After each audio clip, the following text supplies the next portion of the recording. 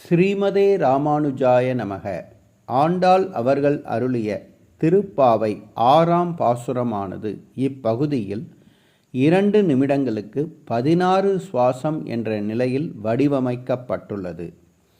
இந்த பாசுரத்தை இதே முறையில் தகுந்த இடைவெளி விட்டு நாம் பாடும்போது நமது அநாகதம் மற்றும் விசுத்தி சக்கரம் முழுமையாக இயங்கும். அநாகத சக்கரம் முழுமையாக இயங்கினால் நமது இதயமும் நுரையீரலும் சீராக இயங்கும். விசுத்தி சக்கரம் சீராக இயங்கினால் நமது உடல் எடை சீராகும். இந்த உண்மையை உணர்ந்த நாம் இதே முறையில் இந்த பாசுரத்தை பாடி நம் ஆரோக்கியத்தை பாதுகாத்து கொள்வோம். இப்பொழுது நாம் பாசுரத்தை பாடத் தொடங்குவோம். புள்ளும் சிலம்பினக்கான் புல்லரையன் கோயிலில்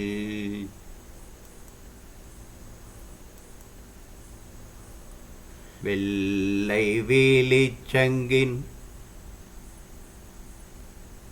பேரறவும் கேட்டிலையோ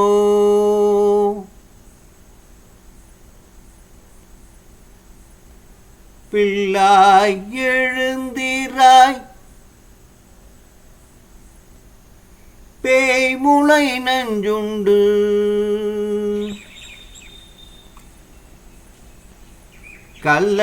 கள்ளச்சகடம் கலக்கலிய காலோச்சி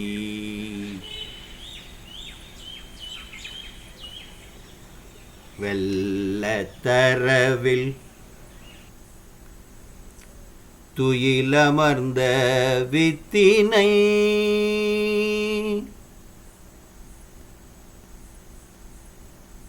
உள்ளத்து கொண்டு முனிவர்களும் யோகிகளும்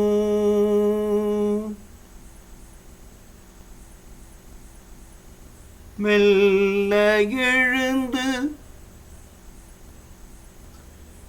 அரியன்ற பேரறவும்